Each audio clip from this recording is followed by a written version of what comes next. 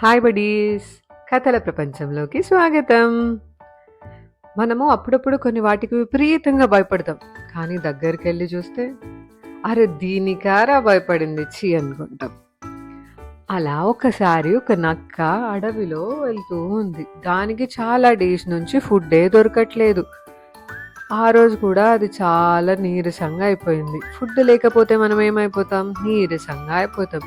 So ఫుల్గా nutritious food తీసుకుంటే ఎనర్జీగా ఉంటాం. సో నక్కకి ఫుడ్డే దొరకలేదు కాబట్టి వీక్గా అయిపోయింది. పాపం ఎతుకుతుంది కానీ కనిపించట్లేదు.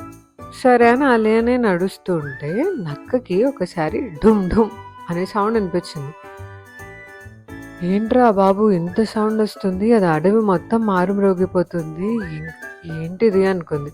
తర్వాత అనుకుంటుంది, అమ్మో ఇది చాలా పెద్ద అనిమల్ ఉన్నట్టుంది, ఇంకా నాకు ఫుడ్డే దొరకదు, నన్ను కూడా తినేస్తుందేమో అనుకుంటుంది.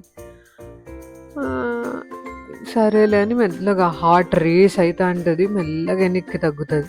మళ్ళీ ఇంకోసారి అనిపిస్తుంది దుమ్ దుమ్ అని. ఇంకా భయపడుతుంది. కానీ ఆకలి అనేది భయం కన్నా చాలా పెద్దది. సో అది ఆకలితో ఉంది కాబట్టి అది అనుకుంటుంది ఏదైతే అది. కానీ ఫస్ట్ అట్లీస్ట్ చూద్దాము ఎంత పెద్ద యానిమలో. నక్క కొంచెం కన్నింగ్ ఉంటుంది కదా, నేనే ఎట్లా ఒకటి ట్రై చేద్దామా, అంత ఆకలి అవుతుంది మరి దానికి. సరే అని మెల్లగా ట్రీస్ వెనక్కి అంతా నడుస్తూ ఫారెస్ట్లో మెల్లగా వెళ్తుంది. ఆ సౌండ్ ఏ సైడ్ వస్తుంటే ఆ సైడ్.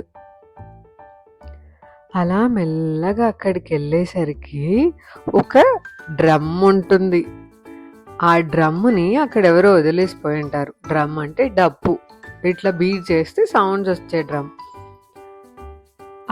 అది ఒక చెట్టు కింద ఉండిపోయి ఉంటుంది.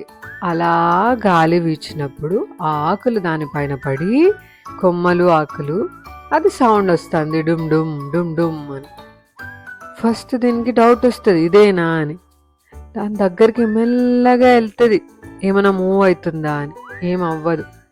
సరే అది పోయి ఒకసారి కొడుతుంది, సౌండ్ వస్తుంది. ఇంకా టప టప టప టప టప డుమ్ డుమ్ డుమ్ డుమ్ అని కొడుతుంది. ఫుల్ ఎంజాయ్ చేస్తుంది.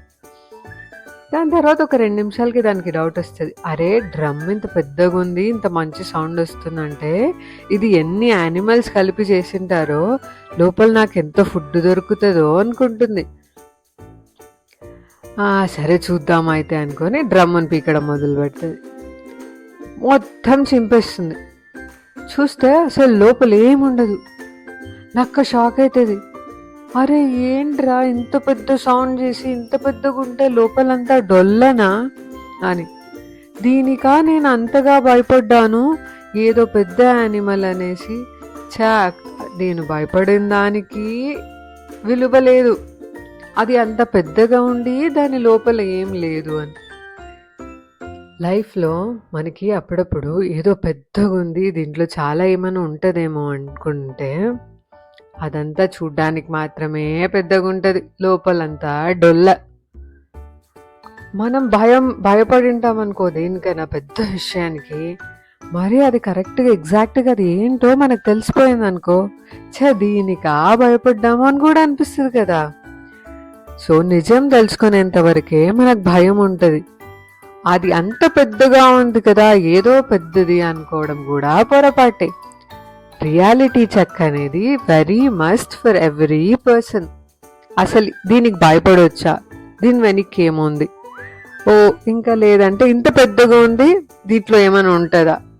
2 ఎక్స్ట్రీమ్స్ చేయకూడదు. పెద్దగా ఉందని ఏదో పెద్దది అనుకోవడం అయినా తప్పే, లేదంటే అరే దీనికి చాలా భయపడిపోవడం కూడా, చిన్నదైనా చాలా భయపడిపోవడం కూడా తప్పే.